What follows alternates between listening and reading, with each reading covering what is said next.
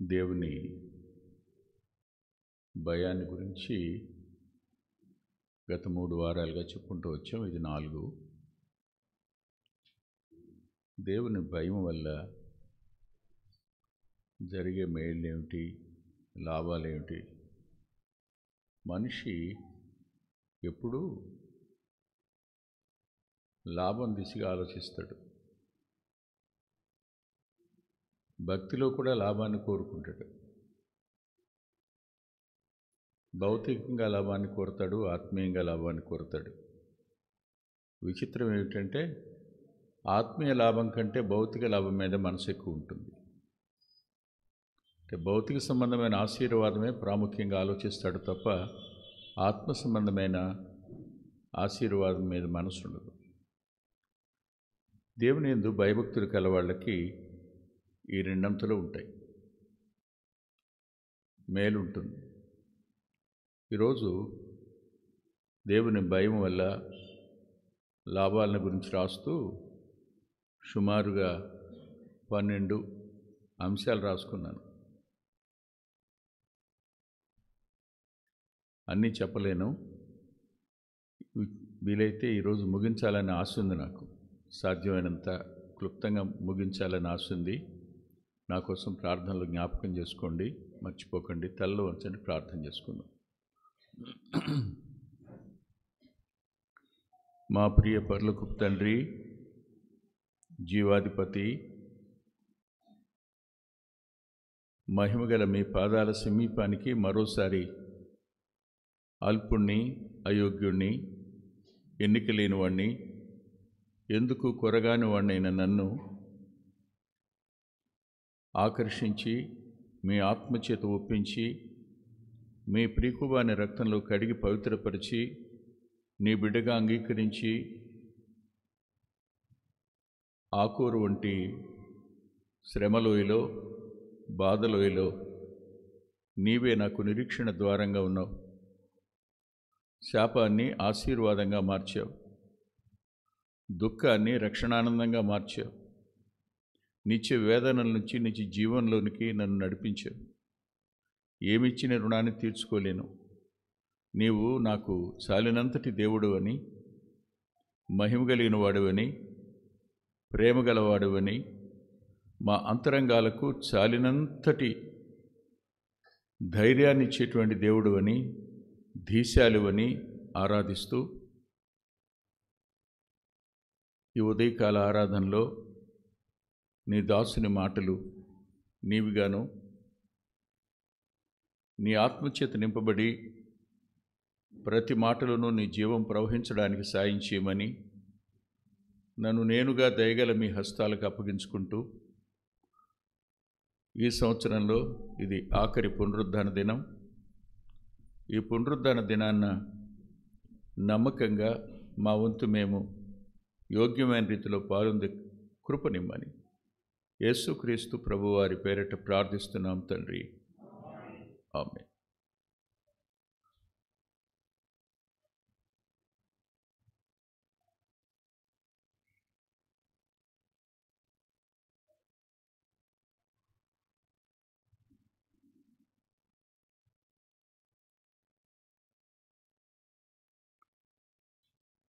Bible గ్రంథంలో దేవునికి భయపడిన వ్యక్తులు మనకు కనిపిస్తారు. అందులో దేవునికి భయపడి రాజాజ్ఞను లెక్క చేయని వారు కనబడతారు. యెహోషువ గ్రంథంలో కనబడతారు, దానియేలు గ్రంథంలో కనబడతారు. ఆదికాండం నుంచి అపోస్తల కార్యాల గ్రంథం వరకు కనపడుతూనే ఉంటారు వ్యక్తులు. ఆ తరువాత లేఖల్లో కూడా దేవుని భయం కలిగిన వ్యక్తులు మనకు కనిపిస్తారు. దేవుని భయం అనేది భక్తికి మూలమైంది. ఇంగ్లీష్లో దేవుని యందు భయభక్తులు అనే మాటను దేవునికి భయపడు వారెవరో అని తర్జుమా చేస్తుంటుంది. భయభక్తి అనే పదం ఆంగ్లంలో కనపడదు. దేవుని యందు భయం కలిగిన వాళ్ళనే పదమే ఉంటుంది. కాబట్టి భయభక్తులు అనే ప్రతి చోట దేవుని భయాన్ని గురించి మనం ఆలోచించవచ్చు. మీరు ఆలోచించండి, ప్రమాదకరమైన పరిస్థితుల నడుమ దేవుని పిల్లల్ని కాపాడగలిగిన ఓ ఓబద్య, రాజ్యం దేవుని పిల్లలకు విరోధంగా వారికి నష్టం చేయాలని శాసనాన్ని చేసినప్పుడు దేవునికి భయపడి కన్నీరు కార్చి శాసనాన్ని మార్చగలిగిన శేషం దేవుని భయం కలిగింది ఎస్తేరు గ్రంథంలో కనపడుతుంది. ఈరోజు అలాంటి ఒక చిన్న సంఘటన దగ్గర నుంచి ఒక్కొక్క మేడను ఆలోచించేద్దాం. దయచేసి నాతో పాటు మీరు నిర్గమాకాండం దగ్గరికి రండి.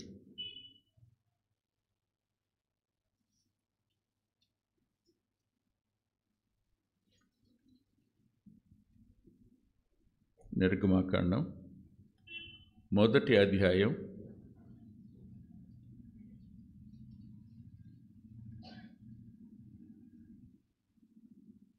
17వ వచనం. అయితే ఆ మంత్రసానులు దేవునికి భయపడి ఐగుప్తు రాజు తమకు ఆజ్ఞాపించినది చేయక మగపిల్లలను బ్రతుకనీయగా.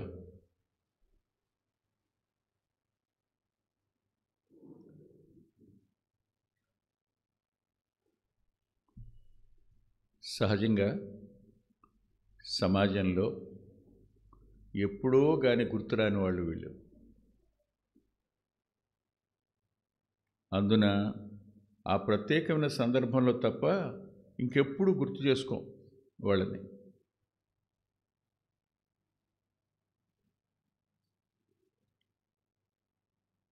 డెలివరీ సమయంలోనే వాళ్ళు అవసరం వస్తారు. అంతకు మించి ఆమెకి సమాజంలో ఉన్నతమైన స్థానం ఇచ్చినట్టు మనకిక్కడ కనపడదు. ఇలాంటి స్త్రీలు హెబ్రీ సంతానంలో మగపిల్లలు పుడితే చంపేయండి, మీరే చంపేయండి, ఎక్కడ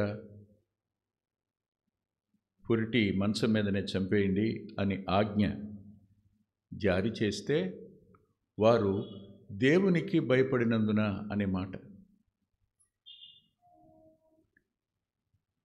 వాళ్ళు they are not Hebrews, they are not Jews at all. కానీ దేవునికి భయపడ్డారు అనే పదం రాస్తుంది. యోధులు ఐగుప్తు చెరలో ఉన్న ఆ దేవుని గురించి భయపడే వ్యక్తులు అక్కడ ఉండడం అనేది అనేక మంది ఐగుప్తీయుల ఆచారాల్లోనికి, ఐగుప్తు సంబంధమైన జీవన విధానంలోనికి మారిపోయినట్లుగా యెహెజ్కేలు తన గ్రంథంలో రాస్తాడు. చాలా బాధ అనిపిస్తుంది. ఐగుప్తులో ఉండగా మీరు ఎలా ఉన్నారు, మీరేం చేశారు, అవన్నీ చదువుతున్నప్పుడు నిర్గమాకాండంలో దానికి ముందు వారి జీవిత విధానం ఎంత మారిపోయిందో స్పష్టంగా అర్థమవుతుంది యెహెజ్కేలు గ్రంథంలో. అలాంటి వారి మధ్యలో కొద్దిమంది శేషం ఉన్నారు.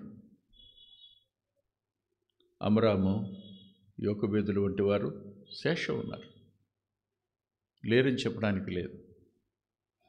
అలాంటి శేషం యొక్క ప్రభావం ఈ మంత్రసానుల మీద పడి ఉండాలి. లేకపోతే వీరికి దేవునికి భయపడవలసిన అవసరం ఉంది. రాజు ముఖ్యమా, దేవుడు ముఖ్యమా?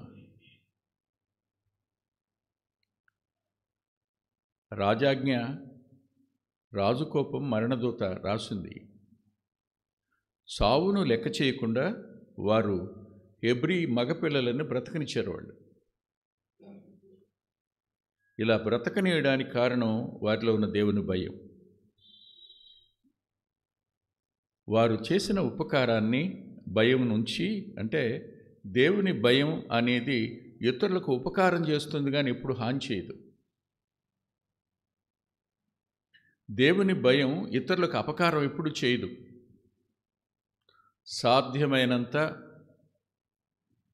వారెవరైనా సరే, బానిసత్వంలో వాళ్ళు ఉన్నా సరే, వారికి మేలు చేసే మనసు దేవుని భయాన్ని, దేవుని భయం కలిగిన వ్యక్తులది. నేను ఇలా అనిపించింది ఉదయకాలం. మరి how far it is correct I don't know, but I thought అహరోను బ్రతకడానికి వెళ్ళే కారణమేమోనని. అటు తరువాత వీళ్ళని పిలిచి కనుక్కొని వాళ్ళు చెప్పిన రీజన్, హెబ్రీ స్త్రీలు చాలా చురుకైన వాళ్ళు, ఐగుప్తు స్త్రీలు లాంటి వాళ్ళు కాదు, సోమరులు, మందకుడితనం గలవాళ్ళు కాదు, వాళ్ళు చాలా చురుగ్గా ఉంటారు. మేము వెళ్ళి కాన్పు చేయకముందే వాళ్ళు కనేసి పిల్లలు పెట్టుకుంటారు, మేము ఎలా చంపగలం అని చెప్పంటారు. అప్పుడు రాజు తన ఆజ్ఞను మార్చి దారుణంగా ఇలా అన్నాడు.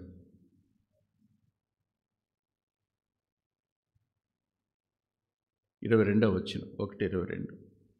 అయితే ఫరో హెబ్రీల్లో పుట్టిన ప్రతి కుమారుని నదిలో పారవేడి ప్రతి కుమార్తెను బ్రతకనీయుడి అని. ఆలోచించండి, పరిపాలించే రాజు తన ఆజ్ఞను నెరవేర్చడం కోసం కేవలం ఆ పని చేసే మంత్రసానుల్ని కాకుండా ప్రజలందరినీ ప్రేరేపించడం. ఐగుప్తులో ఉన్న ప్రజలందరూ ఇక మీదట హెబ్రీయుల పిల్లలు, మగపిల్లలు ఎవ్వరూ బ్రతకడానికి వీల్లేదు, కనపడితే తీసుకెళ్ళి నైలులో పారేసేయండి అని చెప్పి వాళ్ళు చెప్పాడు. శాసనం ఎంత ప్రమాదకరంగా ఉందో అతని ఆజ్ఞ. అలాంటి సందర్భంలో వీరు బ్రతకనిస్తానే ఉండుంటారుగా, అనుమానం ఏం లేదుగా, దేవుని భయం కదా. అలాంటప్పుడు రాసున్న మాట చూడండి.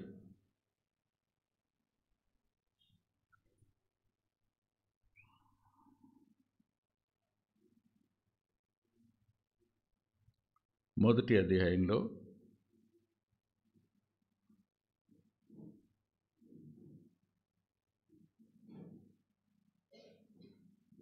19వ వచనంలో చివరి మాట చదువుదాం.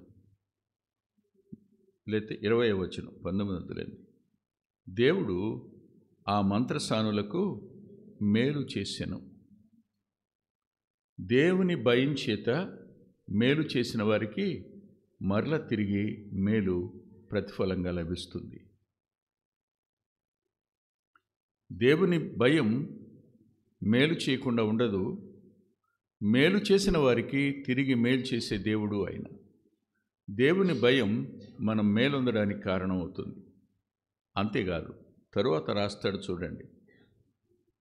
మరలా 21వ వచనంలో పరిశుద్ధాత్మదేవుడు రాస్తూ, ఆ మంత్రసానులు దేవునికి భయపడినందున ఆయన వారి వంశాభివృద్ధి కలుగు చేశాను. దేవునికి భయపడే వారి వంశం అభివృద్ధి చెందుతుంది అనే పదం. ఇది చిన్న సంగతిలాగా అనిపిస్తుంది కానీ కాదు.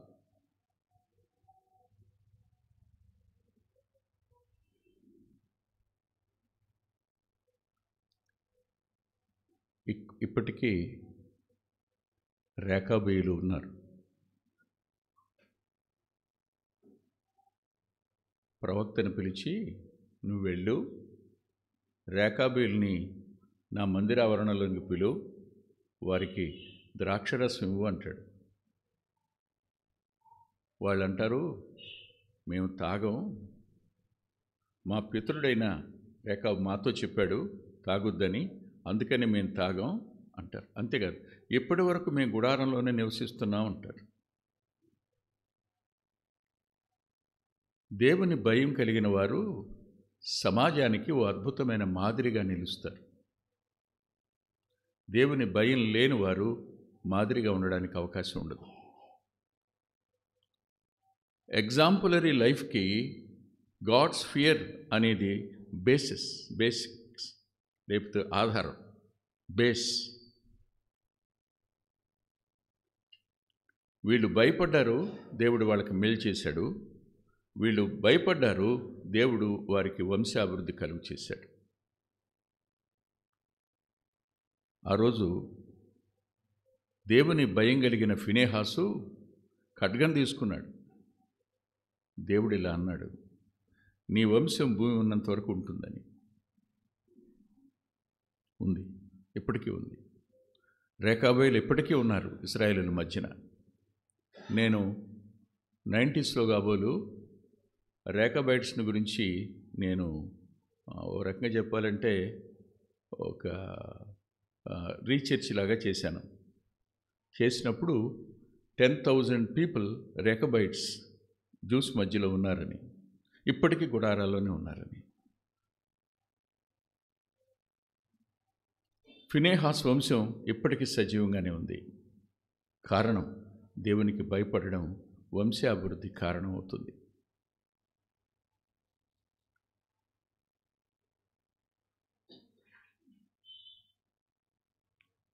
మరో మాట కూడా నేను ఈ విషయంలో చూపించాలి మీకు. వంశం అభివృద్ధి చెందడం వేరు. సామెతల గ్రంథం దగ్గరికి రండి.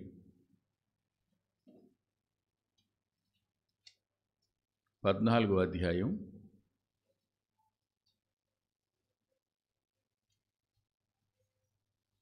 26, 27 వచనాలను చదువుతాను, శ్రద్ధగా వినండి. యెహోవా యందు భయభక్తులు కలిగి ఉండుట బహుధైర్యము పుట్టించును. క్షణం ఆగుదాం. పరిస్థితులు ఎంత ప్రతికూలంగా ఉన్నా ధైర్యంగా ఉండడానికి గల కారణం దేవుని యందు భయం. దేవుని యందు భయం ఉన్నవాడు లోక భయాలను అధిగమించగలుగుతాడు. దేవుని భయం కలిగిన వాడు శరీర సంబంధమైన భయాలను అధిగమించగలుగుతాడు. దేవుని భయం కలిగిన వాడు పరిస్థితుల వల్ల కలిగే భయాలను కూడా అధిగమించగలుగుతాడు. దేవుని భయం ఒకని అంతరంగంలో ధైర్యాన్ని పుట్టిస్తుంది. దేవుడున్నాడు, నా దేవుడున్నాడు. ఆయన చూస్తాడు, ఆయన చూసుకుంటాడు, ఆయన పరిష్కరిస్తాడు. వాస్తవం కదా. అబ్రహాము ఉన్నాడు, దేవుని భయం కలిగిన వాడు. యెహోవాయే చూసుకుంటాడని చూసుకోలేదైనా? ఖచ్చితంగా దేవుని భయం విశ్వాసుల అంతరంగాలలో ధైర్యాన్ని పుట్టిస్తుంది. మీరు వైద్యులను అడగండి, లేదు మానసిక శాస్త్రవేత్తలను అడగండి, రోగం రాకముందు మనిషికి భయం వస్తుందంట. చాలా రోగాలు ఉన్నాయి అనే భయమే ఎక్కువ అంట కానీ ఉండటం కంటే.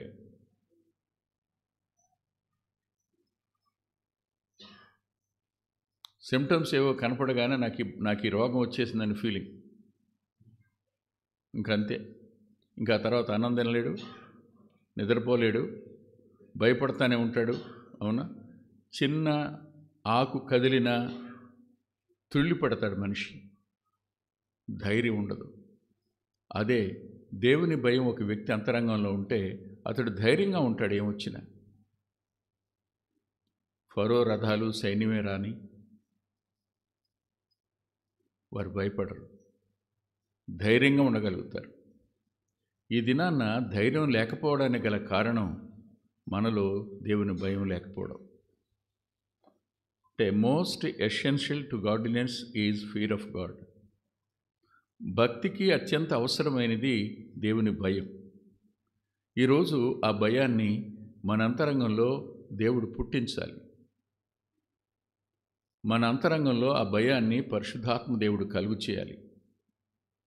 ఆ భయాన్ని మనం కొనసాగించుకోవడానికి ఏకదృష్టి కలవాళ్ళం కావాలని 86వ కీర్తనలో రాసింది. భయం కలిగి ఉన్న భయాన్ని పోగొట్టడానికి అపవాది ఎప్పుడు ప్రయత్నం చేస్తాడు. దేవుని భయం నీకు ధైర్యం పుట్టిస్తుందని తెలిసి మెల్లమెల్లగా నీ ముందుకు పరిస్థితులన్నీ తెచ్చి నీవు భయపడిపోయి సావు దాకా వెళ్ళే అవకాశం ఉంది. ఈ మధ్యకాలంలో ఒక హాస్యాస్పదం కాదు కానీ భార్యాబాధితుల సంఘం అని ఓ సంఘం పెట్టి దానికి ప్రెసిడెంట్గా ఒక ఆయన పెట్టుకున్నారు. ఆయన క్యాలెండర్ కూడా వేశారు. మరి ఎంతమంది ఇక్కడ భార్యాబాధితులు ఉన్నారో నాకు తెలీదు.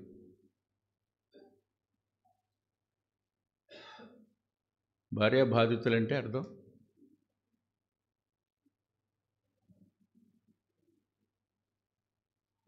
చెప్పండి. భార్యాబాధితులంటే అర్థం భర్తలకి భార్యలు భయపడడం కాదురా,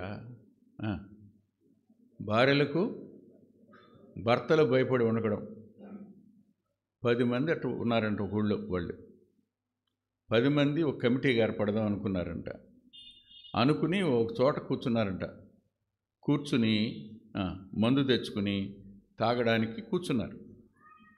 తాగుతూ ఉండగా కుర్చీలోనే వేసి కూర్చున్నారు. ఆ గ్లాసుల్లో పోసుకుని ఇలా పైకెత్తేటప్పటికి భార్యలకు ఎలా తెలిసిందో 10 మంది వచ్చేసారంట. అంతే, 9 లేచి పరార్. ఒక్కడే కూర్చుని ఉన్నాడంట. బయటికి వెళ్ళిన 9 మంది అరే మనలో కొంచెం ధైర్యంగా ఆడే కదరా, ఆయన్ని ప్రెసిడెంట్గా చేద్దాంరా అనుకున్నారంట. భార్యలు వచ్చి నిలబడి మళ్ళీ వెళ్ళిపోయారంట. వాళ్ళు లోపలికి వచ్చి యారా లేవరంట, లేవలేదంటే చచ్చిపోయాడు అంట వాడు.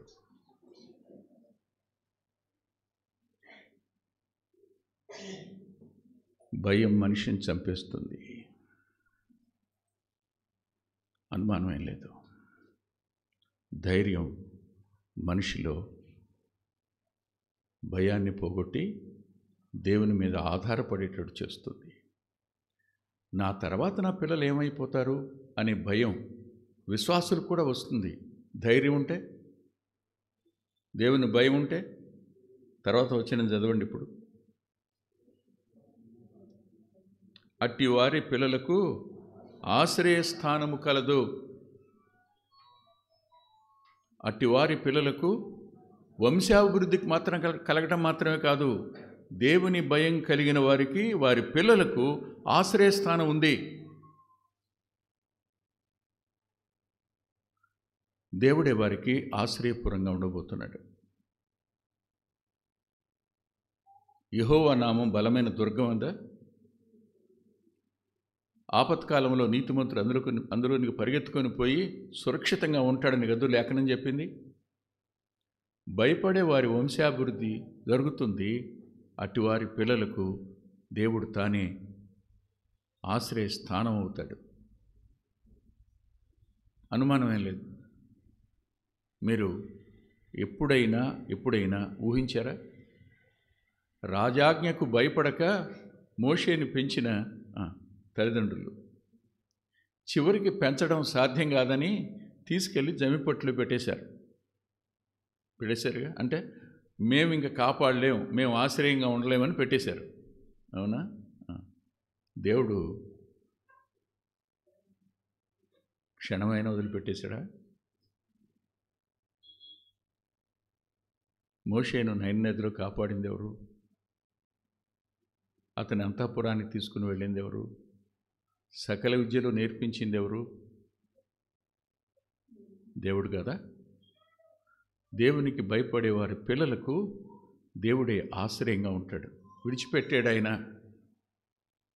అవసరమైంది దేవుని భయం. మనకు మనుషుల భయం ఉంది, అధికారుల భయం ఉంది, రోగ భయం ఉంది, రేపటి భయం ఉంది మనలో. కానీ దేవుని భయమే కొదవుగా ఉంది. దేవుని భయం మనకుంటే దేవుడు తప్పకుండా మేలు చేసేవాడుగా, వంశాభివృద్ధి కలుగు చేసేవాడుగా, ఆ పిల్లలకు ఆశ్రయస్థానంగా ఉంటాడు ఈయన. ఇది భౌతిక సంబంధమైన మేలు కదూ. భౌతిక సంబంధమైన మేలేగా మనం మాట్లాడుకుంది. ఇదే సమయంలో ఆత్మీయమైన మేలు కూడా ఒకటి చెప్తాను, దయచేసి రండి. 25వ కీర్తన.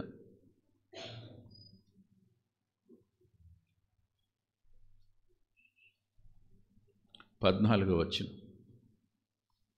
యెహోవా మర్మము ఆయనందు భయభక్తులు గల వారికి తెలుసున్నది, ఆయన తన నిబంధన వారికి తెలియచేయును.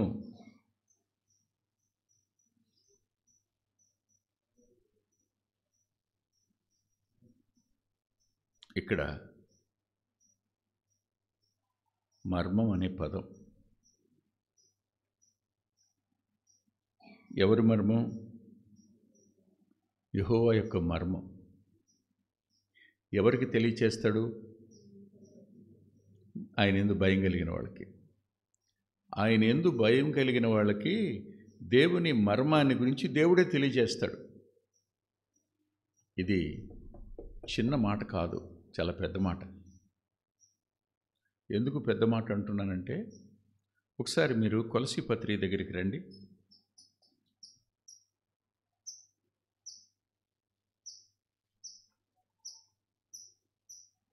కొలసీ పత్రిక 2వ అధ్యాయం 2వ వచనంలో చివరి భాగం చదువుకుందాం. చివరి నుంచి చివరికంటే ముందుది, లాస్ట్ బట్ వన్. దేవుని మర్మమైన క్రీస్తును స్పష్టముగా తెలుసుకున్నవారై. ఆగండి. దేవుని మర్మం ఎవరు అంటే Christ alone. The mystery of God is Lord Jesus Christ. ఆయనను గురించిన ప్రత్యక్షత దేవుని యందు భయం కలిగిన వారికే ఉంటుంది. నాకు ఒక 30 సంవత్సరాల క్రిందట ప్యూరిటన్ రైటింగ్స్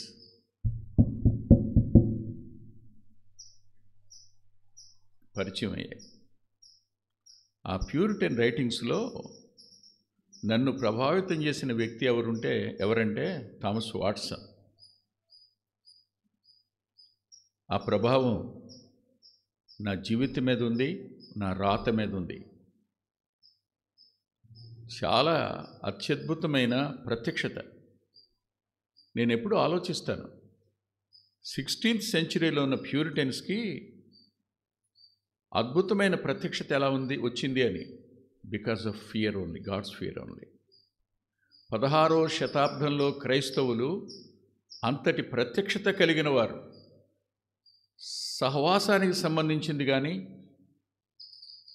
దేవుని గురించినది కానీ, లోకాన్ని గురించింది కానీ, చివరికి డెమనాలజీ కానీ, సైతానుని గురించి కానీ వాళ్ళకున్న ప్రత్యక్షత ఎవరికీ లేదు. ఇంత ప్రత్యక్షత వాళ్ళకి ఎందుకుంది?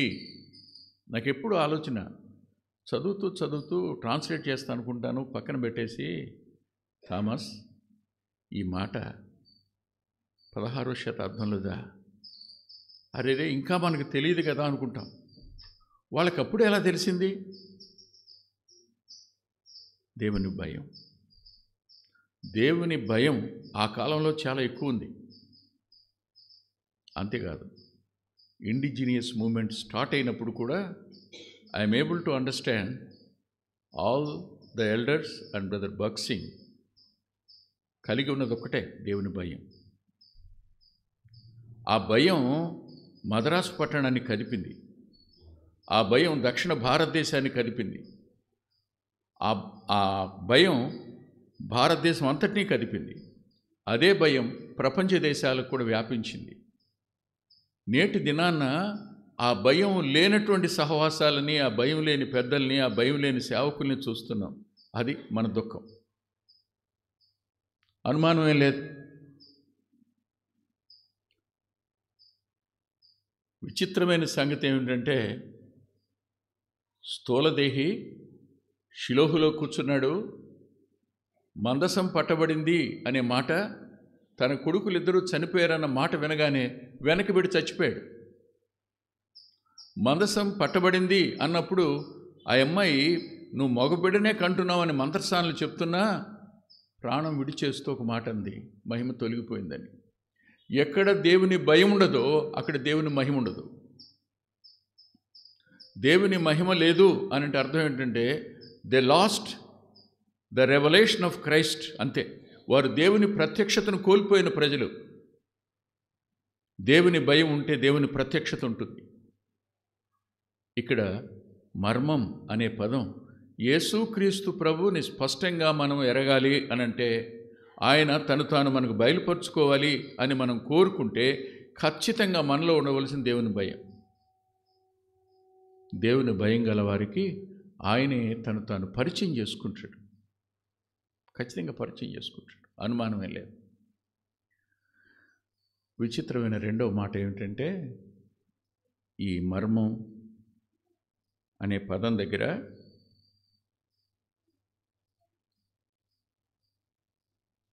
తెలియపరుస్తాడు అంటే ఆయనకి వాళ్ళకి మధ్యలో దాపరికమే ఉండదని.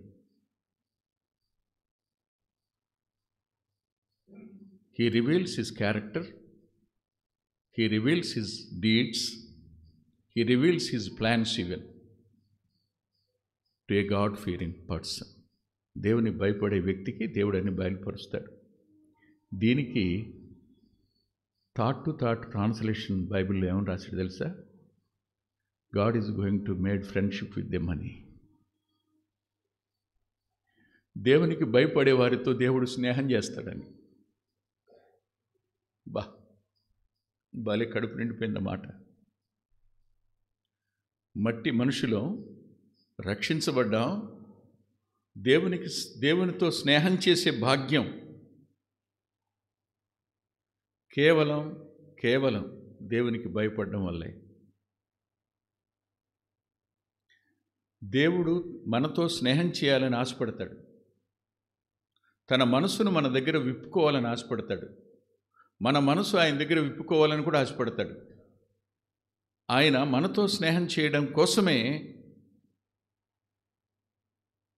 భూమి మీదకి రక్తమాంసాలు పాలువాడై వచ్చి ఒకానొక రోజున యోహాను సువార్త 15వ అధ్యాయంలో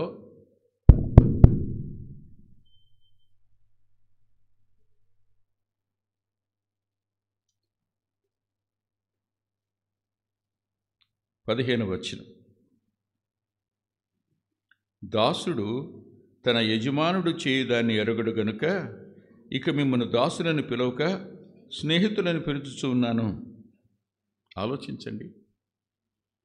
ఎరుగడు దాసుడు. ఏం చేస్తాడో యజమాని దాసుడికి చెప్పడు, కానీ స్నేహితుడికి చెప్పకుండా ఉండలేడు.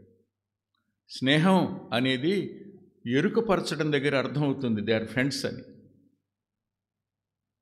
దేవునితో స్నేహం చేసే భాగ్యం దేవునికి భయపడే వారికి దక్కుతుంది.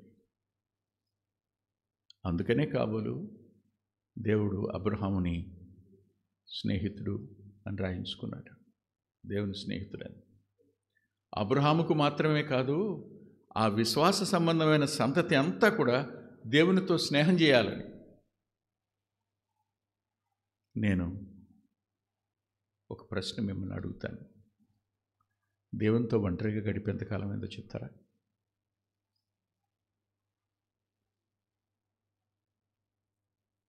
మనుషులతో మన సమయం గడపడానికి చాలా ఉత్సాహం చూపిస్తాం. మనతో మాట్లాడేవాళ్ళు ఎవరైనా ఉండాలని ఆశపడతాం. కానీ మనతో మాట్లాడాలని ఆశపడే దేవుని దగ్గర మాత్రం మనం ఒంటరిగా గడపం. నేటి ఆత్మీయ దరిద్రతకు అదొక కారణం. దేవునికి భయపడే వారికి ఆయన మర్మం ఎరుకపరుస్తుంది. ఎరుకపరిచిన వాడు స్నేహితుడవుతాడు. అదేగా మాట.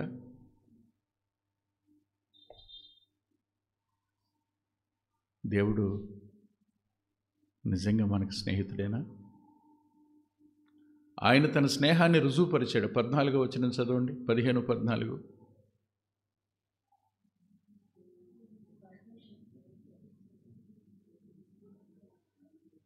ఏమని రాశాడు?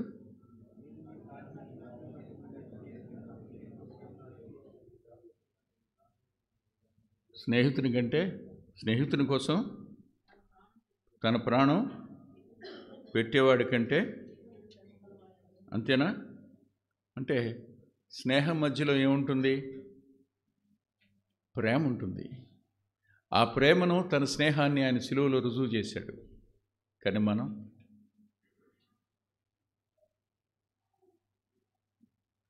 We are not at all sacrificial people. దేవుని భయం అనేది ఒక వ్యక్తిని దేవునికి స్నేహితునిగా మారుస్తుంది. దేవునికి ఆ వ్యక్తికి అన్యోన్యమైన సహవాసం ఉంటుంది, అనుమానం ఏం లేదు.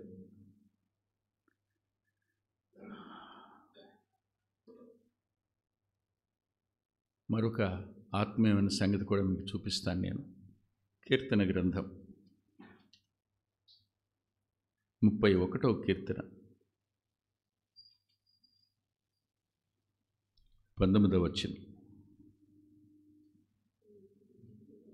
నీ యందు భయభక్తులు గల వారి నిమిత్తము నీవు దాచించిన మేలు ఎంతో గొప్పది. నరుల ఎదుట నిన్ను ఆశ్రయించు వారి నిమిత్తము నీవు సిద్ధపరిచిన మేలు ఎంతో గొప్పది.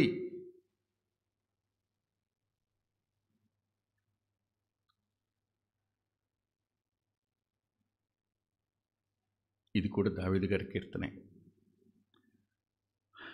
ఆయన అన్న మాట ఏమిటంటే,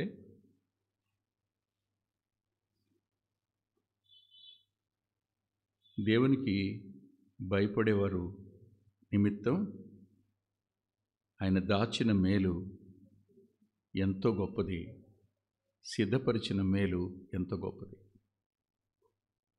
దేవుని పిల్లల కోసం సిద్ధపరిచి దాచి ఉంచాడు ఆయన మేలు.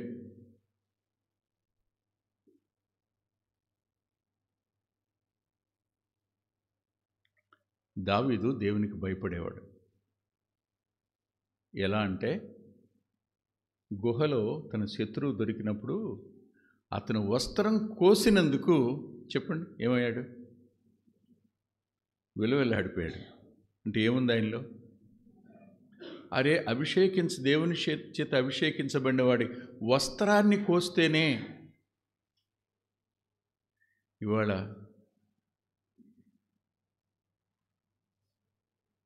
దేవుని పిల్లల జీవితాలు పాడైపోయినా మనకేం బాధ అనిపించదు. దేవుని సేవకుని సాక్ష్యం హత్య చేసిన మనకేం బాధ అనిపించదు. మన నాలుకను బళ్ళెంలాగా, ఈటిలాగా, కత్తిలాగా వాడి దైవ సేవకుల్ని, పెద్దల్ని హత్యగావించిన వారి సాక్ష్యాన్ని మనకేం నొప్పి అనిపించదు. వస్త్రపు చెంగు కోస్తేనే దేవుని భయం ఉన్నవాడు అంతగా గిలగిల్లాడిపోయాడు. దేవుని భయం ప్రతి చిన్న లోపాన్ని పశ్చాత్తాపడి ఒప్పుకుని క్షమాపణ కోరేదిగా ఉంటుంది. వాస్తవానికి కీర్తన రాసినప్పుడు వెనుదిరిగి చూసుకున్నాడు అనమాట. ఇప్పుడు అర్థమైన గొప్ప సంగతి ఏమిటంటే, ఒకప్పుడు నేను సౌలు చేత తరంబడ్డాను, అరణ్యాల పాలయ్యాను. ఎందుకు పరిగెత్తుతున్నానో అర్థం కాని పరిస్థితి, ఎందుకు దాక్కుంటున్నానో అర్థం కాని పరిస్థితి, ఎందుకు నా గుట్టు ఆ ఊరి వాళ్ళు సౌలుకు అందజేశారో తెలీదు. ఫిలిస్తీన్ దేశంలో నేను ఎందుకు తలదాచుకున్నానో బాధ అనిపించింది. కానీ దేవుని యందలి భయం నా కోసం ఏమేం సిద్ధపరిచింది ఇప్పుడు ఆలోచిస్తున్నప్పుడు, గిల్బోవ పర్వతం మీద సౌలు చనిపోయిన తరువాత కానీ అర్థం కాల. తన కోసం దేవుడు సుస్థిరమైన రేపటి రాజ్యాన్ని సిద్ధపరిచాడని, ఆ సింహాసనం మీద తన కడుపును పుట్టి ప్రభు తానే రాజుగా ఉంటాడని దావీదుకి అర్థమైనప్పుడు రాసిన కీర్తన. అందుకనే ఒక మాట దావీదు గారు అంటాడు, సమూయేలు మొదటి గ్రంథంలో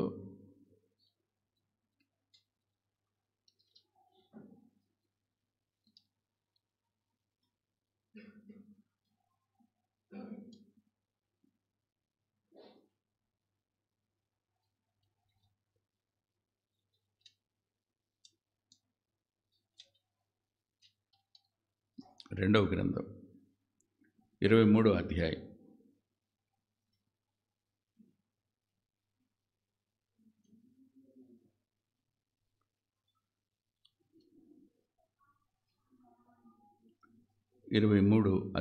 మొదటి 3 వచనాలు నేను చదువుతాను. దావీదు రచించిన చివరి మాటలు ఇవే. యెషయా కుమారుడగు దావీదు పలికిన దేవోక్తి ఇదే. యాకోబు దేవుని చేత అభిషిక్తుడై మహాధిపత్యము నొందినవాడును, ఇశ్రాయేలుల స్తోత్రగీతములను మధురగానము చేసిన గాయకుడగు దావీదు పలికిన దేవోక్తి ఇదే. యెహోవా ఆత్మ నా ద్వారా పలుకుచున్నాడు, ఆయన వాక్కు నా నోట ఉన్నది. ఇశ్రాయేలు దేవుడు సెలవిచ్చుచున్నాడు, ఇశ్రాయేలుకు ఆశ్రయదుర్గమగువాడు నా ద్వారా మాట్లాడుచున్నాడు. మనుషులను ఏలునొకడు పుట్టును, అతడు నీతిమంతుడై దేవుని యందు భయభక్తులు కలిగి ఏలును.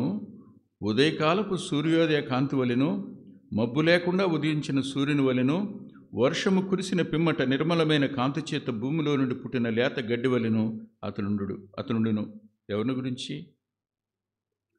సొలొమోను గురించి అని మీరు అనుకుంటున్నారేమో. అప్పటికది కావచ్చేమో కానీ ప్రభువుని గురించిన మాట ఇది.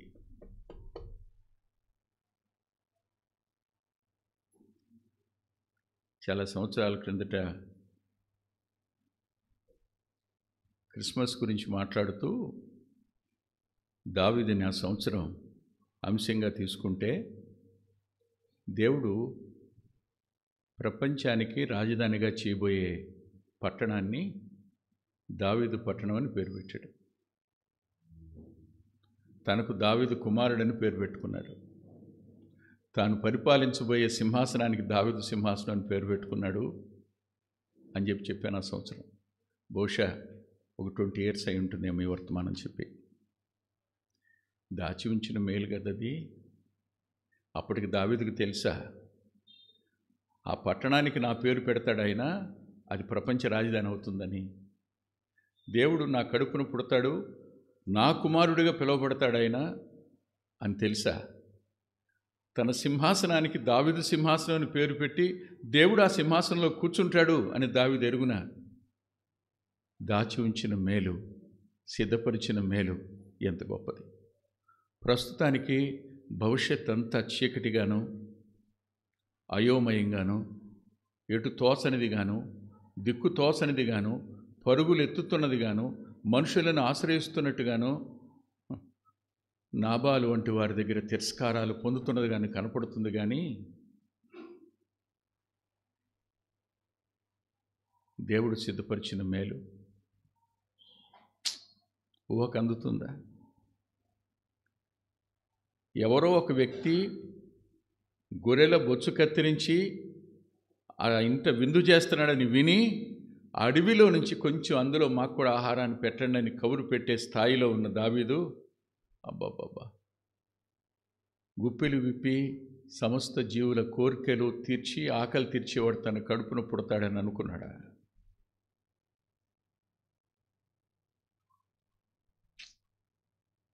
ప్రస్తుతానికి రేపటి భవిష్యత్తు మనకి చీకట్లాగా ఉంది, కానీ నిత్య భవిష్యత్తు ఎలా ఉంటుందో వి క్యాంట్ ఇమాజిన్ చేయలేం.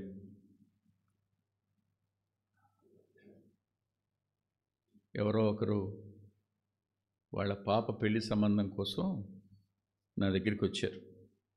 వచ్చి, అన్నయ్య, కుర్రోడు ఒక్కడే కొడుకు, ఆమెకు వచ్చిన సంబంధం, ఒక్కడే కొడుకు, నెలకి 1,500,000 జీతం, అంతేకాదు డూప్లెక్స్ హౌస్ హైదరాబాదులో కట్టించుకున్నాడంట. అంత మాత్రమే కాదు, ఇంట్లో అవసరమైన అన్నీ తెప్పించేసి రెడీగా పెట్టేసుకున్నాడంట. అంతాను సెటిల్డ్ అనమాట. అసలు మనం అతనికి చీపురు కూడా ఇవ్వక్కర్లేదు. అబ్బా, నిజంగా ఆడ ముఖంలో చూశానండి ఆ రోజు సంతోషం. నేను దీనికే ఇలా ఫీల్ అయితే నేను వెళుతున్నాను, ఈ కలవరపడబాకండి, మీకోసం సిద్ధపరచడానికి వెళుతున్నానంటే ఆయన సిద్ధపరిచినే రేపు చూసి ఎలా ఉంటాం ఊహించారు మీరు ఎప్పుడైనా?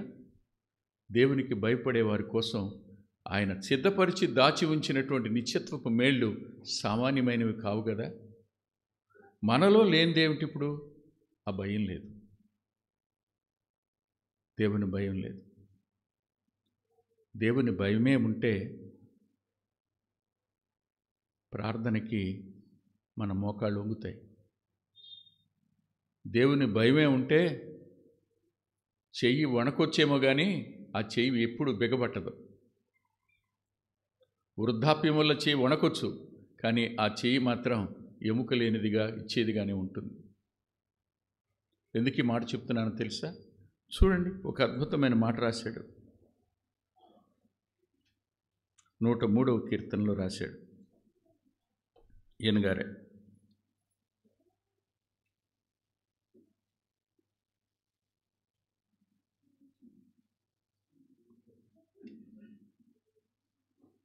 నూట 103వ కీర్తన 13వ వచనం.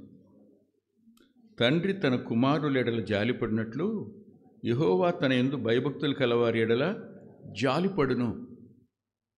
జాలి అనే మాట కనికరం అనే పదానికి పర్యాయ పదం.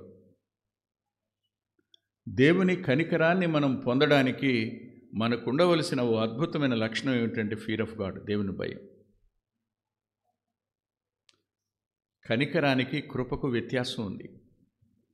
కనికరం అనంటే నేను ఇలా చెప్తాను, only because of my understanding, దేవుడు నాకు ఇచ్చిన కొద్ది తలంపును బట్టి. కృప అనేది దేవుని యొక్క సర్వసమృద్ధి. కృప అంటే దేవుని యొక్క సర్వసమృద్ధి. కనికరం అంటే అందులో నుంచి మనకు తెచ్చి అందజేసేది. కనికరం లేకపోతే అవి మనకు అందేగావు. ఆయన కనికరం గలవాడు కాకపోయి ఉంటే అందులో మనకింత కూడా పాలుపులు దక్కేగావు. దేవుడు భయపడేవారి ఎడల జాలి పడతాడు అంటే కనికర పడతాడని అర్థం. దేవుడే మన ఎడల కనికరం చూపించకపోయి ఉంటే మనం సజీవులంగా ఉండేవాళ్ళం కాదు, ఆకలి ఉండేది కాదు, తినగలిగి ఉండేవాళ్ళం కాదు, ఆరోగ్యం ఉండేది కాదు, బలం ఉండేది కాదు, మానసికంగా స్థిరత్వం ఉండేది కాదు. మనం ఆయన కనికరాన్ని రుచి చూసాం. ఆయన కనికరం మన ఎడల చూపబడింది. దేవుడి నుంచి కనికరం పొందడానికి, ఆయన జాలిని మనం పొందడానికి దేవుని భయం కారణమని భక్తుడైన దావీదే అన్నాడు. ఆయన కనికరమే చూపించకపోయి ఉంటే క్షమించుండేవాడా?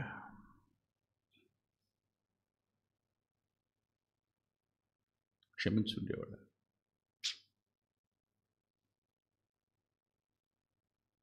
ఆశ్చర్యం ఇది. దావీదును క్షమించాడని మనల్ని కూడా క్షమిస్తాడని సాహసించి పాపం చేద్దామా? రోమాపత్రికలో అంటాడు, అట్లనరాదు అంటాడు. పాపంలో నిలిచి ఉందమా? అట్లనరాదు అంటాడు. దేవుని భయం కలిగిన వాడు పాపం జోలికి పోడు. దేవుని భయం కలిగిన వాడు పాపంలో నిలిచి ఉండలేడు.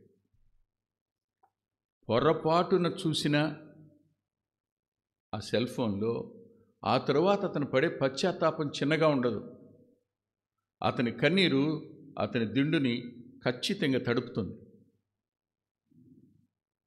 భయం ఒక వ్యక్తిని దేవునికి సమీపస్తునిగాను, ఆయన కనికరం పొంది క్షమాపణ పొందేవానిగాని చేస్తుంది. ఊహించండి, మనం శ్రేష్ఠులమేం కాదు, ఘనులు అంతకంటే కాదు, గొప్పవాళ్ళం కానీ కాదు. కానీ ఆయన కనికరానికి ఆయన మనలో పుట్టించిన ఆ ఇసుమంత భయం, కొంచెం భయం. నేను చాలాసార్లు చెప్పాను, గుర్తుంది నాకు. ఏన్షియంట్ రైటింగ్స్లో జాన్ బనియన్కి ఒక ఉన్నతమైన స్థానం ఉంది. పురాతన సాహిత్యంలో జాన్ బనియన్ గారికి శ్రేష్టమైన స్థానం ఉంది. చాలా పుస్తకాలు రాశాడు ఆయన, ఒకటి కాదు రెండు కాదు, రెండు మాత్రమే పాపులర్గా తెలుగులోకి తర్జుమా అయ్యాయి. చాలా ఉన్నాయి. Grace to the chief of sinners అని ఆయన జీవితం రాశాడు. ఇంకా గాడ్లీ మెన్స్ పిక్చర్ అని ఇలాంటి చాలా రాశాడు ఆయన. చాలా ఉన్నాయి. ఆయన లైఫ్ వర్క్ ఇంత బుక్ ఉంటుంది. ఆయన పరిశుద్ధ పోరాటం రాసినప్పుడు అందులో ఒక సంఘటన రాశాడు. ఆ సంఘటన భయం అనిపిస్తుంది. రక్షించబడిన వ్యక్తిని మరలా అపవాది తిరిగి ఆక్రమించుకోవడానికి ప్రయత్నం చేస్తాడు. రక్షింపబడిన వ్యక్తిని మరలా తిరిగి ఆక్రమించుకోవడానికి ప్రయత్నం చేస్తాడు. ఎలా ఆక్రమించుకుంటాడో నిన్నటి దినం ఉదయకాలం మన బ్రదర్స్ గ్రూప్లో ఉదయకాలం వాక్యం చెప్పాను నేను. అది యాకోబు పత్రిక నుంచి 3 మాటలు. పాపాన్ని ప్రవేశపెట్టడం ద్వారా, పక్షపాతాన్ని ప్రవేశపెట్టడం ద్వారా, మత్సరాన్ని అసూయను ప్రవేశపెట్టడం ద్వారా మనలోనికి వాడు ఎలాగో ఒకలాగా కంటిని ఆధారం చేసుకుంటాడు, చెవిని ఆధారం చేసుకుంటాడు. చివరికి చెవిని ఆధారం చేసుకుని లోపలికి అడుగుపెట్టినట్టుగా రాస్తాడు. పూర్తిగా ఆక్రమించుకోవడం జరుగుతుంది, కానీ హృదయం మాత్రం ఇంకా లోబడదు. అయ్యో నేను ఎందుకు అవకాశం ఇచ్చానని లోపల కొట్టుకుంటూ ఉంటుంది హృదయాన్ని రాజమందిరం అని రాశాడు ఆయన. కింగ్స్ ప్యాలెస్ అని రాస్తాడు. ఆ రోజున అపవాది, అతని అనుచరుడైన బయల్జెబూబు ప్రాకారం మీద తిరుగుతుంటారు. ప్రాకారం మీద తిరుగుతుంటే ఆ రాజాంతపురంలో నుంచి కేకలు వినపడుతుంటాయి, పశ్చాత్తాప కేకలు వినపడుతూ ఉంటాయి. వినపడుతున్నప్పుడు ఇంకా పట్టణం అంతా లొంగిపోలేదా అని అడుగుతాడు లూసిఫర్ బయల్జెబూబుని. బయల్జెబూబు అంటాడు, అంతా లోపడింది ప్రభు, ఒక్క రాజాంతపురం తప్ప. అంటే ఎందుకని అనంటే, రాజాంతపురాన్ని దేవుని భయం కాపలా కాస్తుంది, అందుకని అది ఇంకా లోబడలేదు.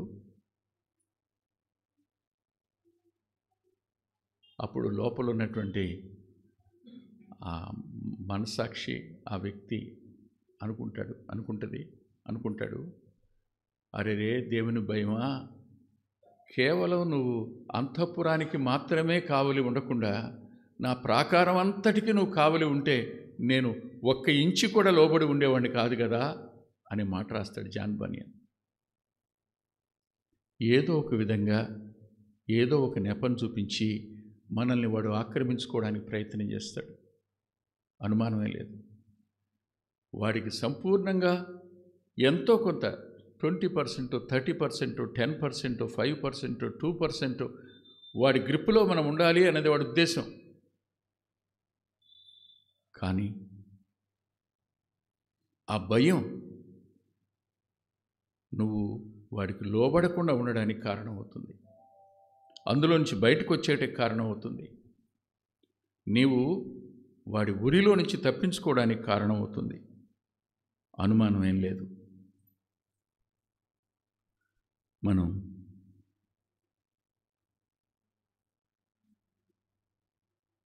103వ కీర్తన కదా చూసాం, 13వ వచనం కదా. తరువాత 17, 18 వచనాలు కూడా చదవండి. ఆయన నిబంధనను గైకొనుచు ఆయన కట్టడలను అనుసరించి నడుచుకుని వారి మీద, యెహోవా యందు భయభక్తులు కలవారి మీద ఆయన కృప యుగయుగములు నిలుచును. ఆయన నీతి వారి పిల్ల తరమున. దేవునికి భయపడే వారికున్న మరో ఆధిక్యత ఏమిటంటే, ఆశ్చర్యకరమైన సంగతి ఇది. ఈ ట్రాన్స్లేషన్లో కృప అనే పదం తర్జుమా చేశారు. కానీ కృపలో ఉన్నది ఏమిటో చెప్తారా మీరు? కృపలో ఉన్నది ఏమిటో చెప్తారా? What we can find out in the grace of God. దేవుని కృపలో మనం కనుక్కోగలిగింది ఏమిటో చెప్తారా? The abundant love of God. కృపలో ఉండేదంతా దేవుని ప్రేమే.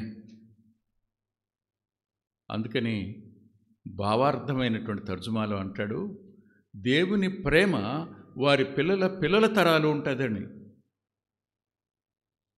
దేవుని ప్రేమ మన పిల్లలకు వారి పిల్లల పిల్లలకు కొనసాగడానికి గల కారణం నీలో ఉన్న భయం. ఇది కూడా స్పిరిచువలేగా.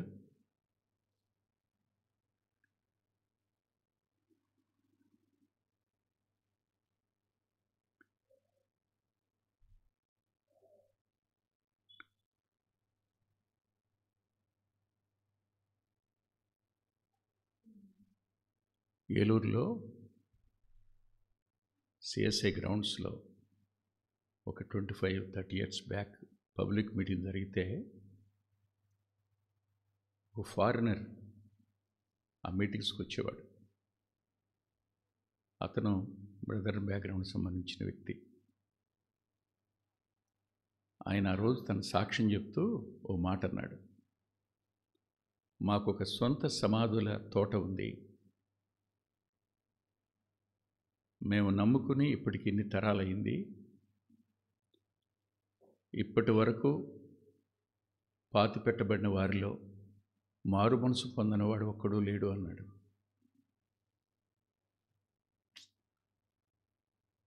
వెనక్కి కూర్చున్నాను, తర్వాత మాట్లాడాలి. I use to cry.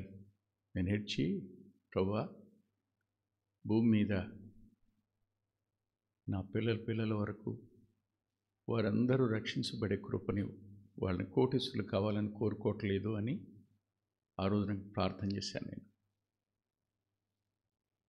దేవుని ప్రేమకు మన పిల్లల తరాలు నోచుకోవడం అనేది only because of the fear of God. దేవుని భయం లేకపోవడం అనేది ఒక వ్యక్తికి ఎంత నష్టమో అర్థం కాదు ప్రస్తుతానికి. దేవుని భయమే ఉంటే మనిషి ప్రవర్తన విషయంలో కానీ, తన మాట విషయంలో కానీ,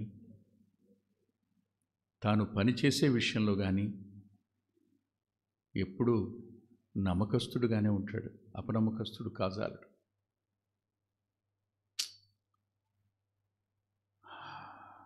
దేవుని భయం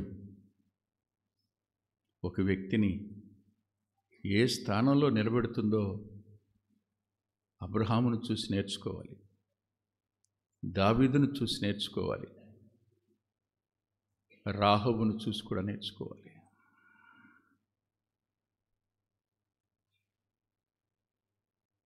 ఆ వేగుల వారితో చెప్పిన మాట ఏమిటి? మాకు భయం పుట్టిందని చెబుద్ది ఆవిడ.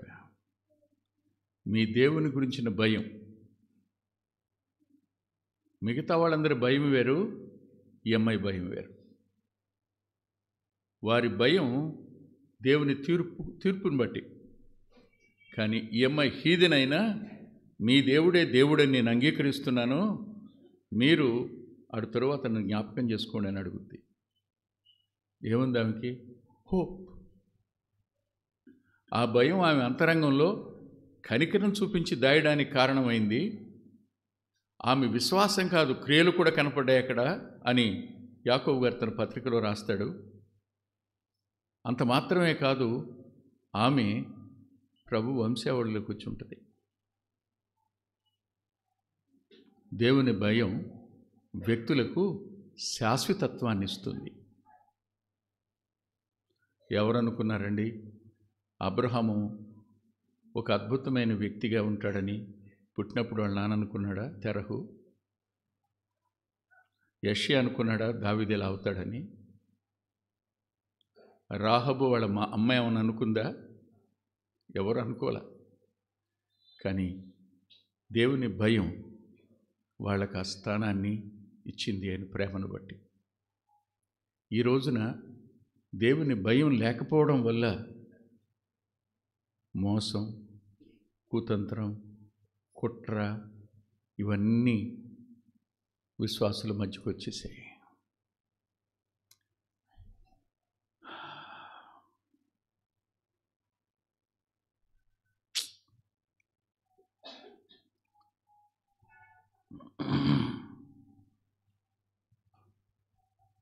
అరే 11:30 అయిపోయిందిగా, ఇంకా ఏం అవ్వలేదు. ప్రభువా, సరే ఒక మాట చెప్పి మనం బలలో పాల్గొని పొందడానికి వెళదాం. 25వ కీర్తనలోనే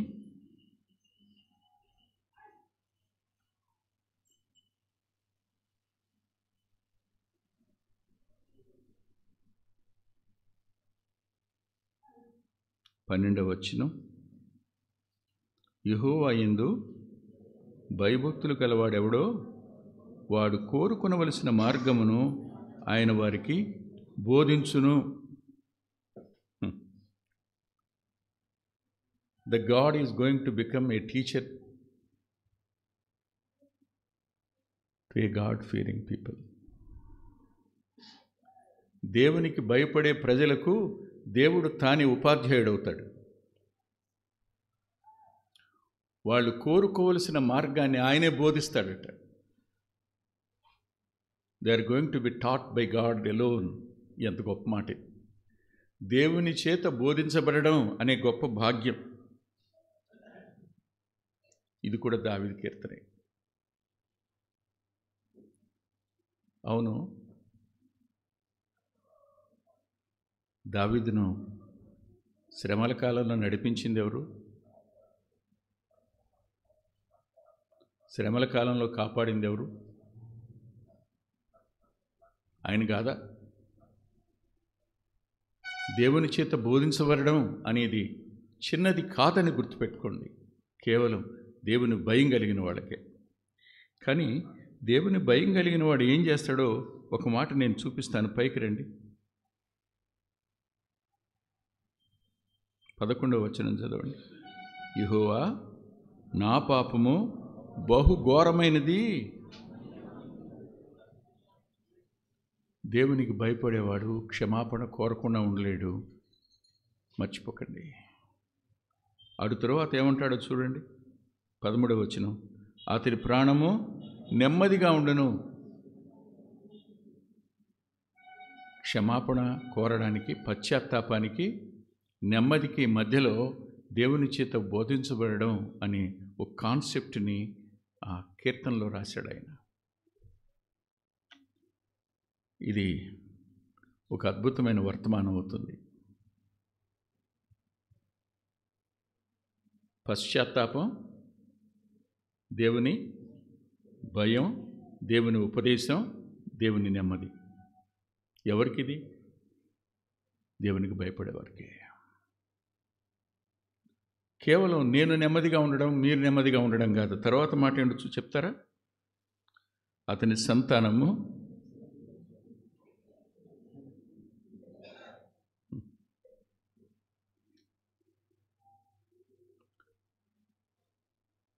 బేతోలు కాలేబని ఓ దైవ సేవకుడు వచ్చేవాడు.